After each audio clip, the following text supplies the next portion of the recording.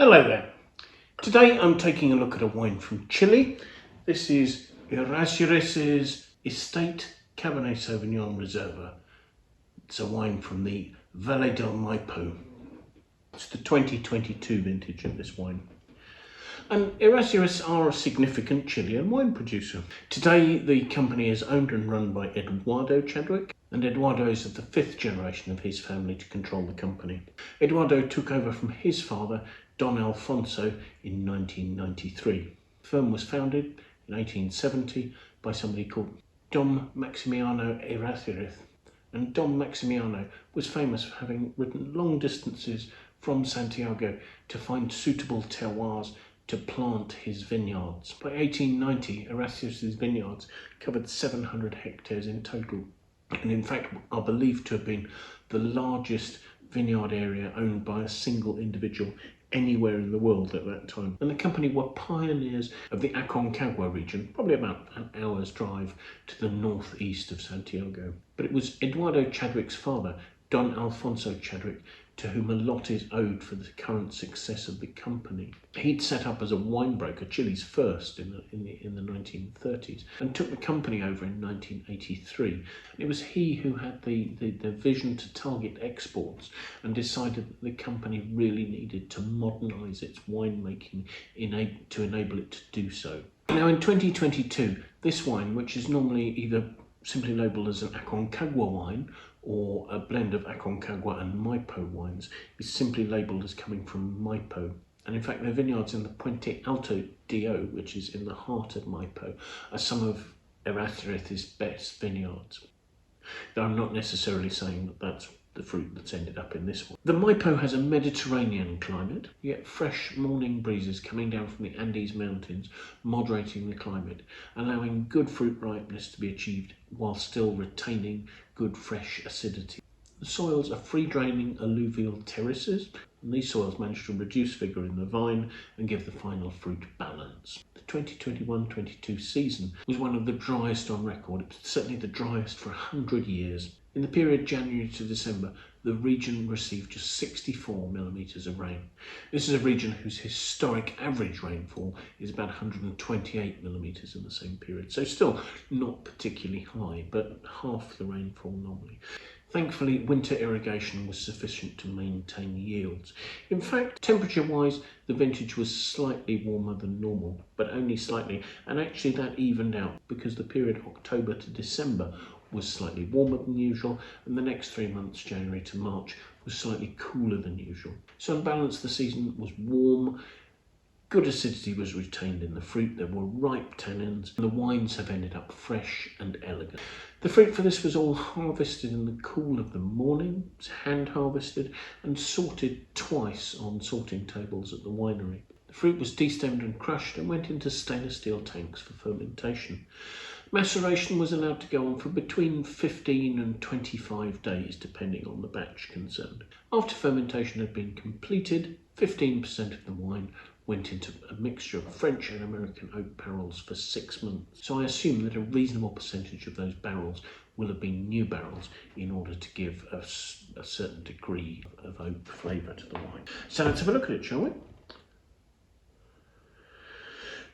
Colour-wise, it's a relatively deep, dark ruby. There's a hint of purple at the rim. It's almost opaque. I can hardly see the stem of the glass looking down through it.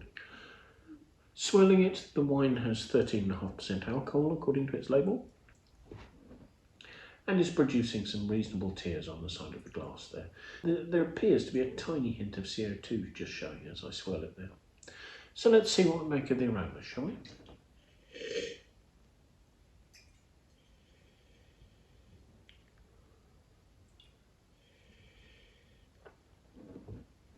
There's some really lovely, elegant, dark fruit perfumes.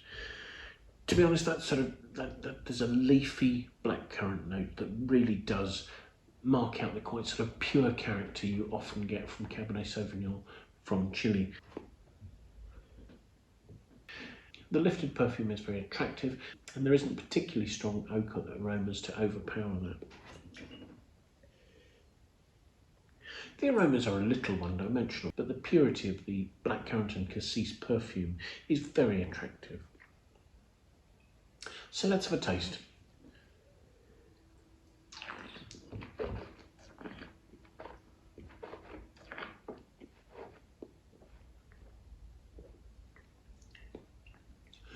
The palate is dry, mid-weight, with fine, smooth, relatively velvety, cocoa-natured, maybe slightly dusty tannins. There isn't really a bitter bite to the structure. As I say, the wine has mid-weight, it's smooth. There's just a tiny little bit of coffee-ish bitterness showing through there. There are cassis top notes to the fruit, but in honesty, it's much more of a rich, dark fruit. Damson, bullace, maybe a hint of boysenberry just coming through there. There is a concentration, there's perhaps the slightest hint of dark licorice on the back palate. But in general, this is an elegant, reasonably structured, but not astringent, mid-weight, juicy, fresh Cabernet Sauvignon. Now, I was really surprised to see the suggestion from the producers that age-wise, this is best kept to 2025. One would normally expect Cabernet Sauvignon to age for much longer than that, but it doesn't have particularly high acidity. The acidity is balanced to good and it's giving a juiciness to the fruit. It doesn't have particularly gripping tannins. Again, the tannins are present, but they're smooth and they're rounded. I think you'd be fine to keep this for another 2 or 3 years. It would smooth out, it would maintain its elegance, and I don't think it would decline particularly. But there's little need to keep the wine. It doesn't need to soften. It's nicely in balance now. And it's doing what Chilean Cabernet Sauvignon does so well. It's providing a nice example of Cabernet Sauvignon at a good price point. It's got some nice length. There's a persistence of the flavours. There's a freshness. It's not too fat. It's not too alcoholic. About 13.5% alcohol is allowing the fruit perfumes to persist on the finish very nicely. It's a balanced wine providing some really pleasant drinking with some real varietal character showing as well. So that was Errazuriz's Estate Reserve Cabernet Sauvignon from 2022. Thank you so much for joining us. I do hope you've enjoyed the video. If you have, do please press the like button. It would be fantastic to have your support there. If you'd like to watch more of these videos, do please subscribe to our channel and follow Wine Searcher on YouTube. That would be fantastic. If you have any comments you'd like to leave, please pop those in the comments box below. We really do enjoy hearing what you have to say about the wines we're looking at, the tastings we're doing, or anything else that relates to that.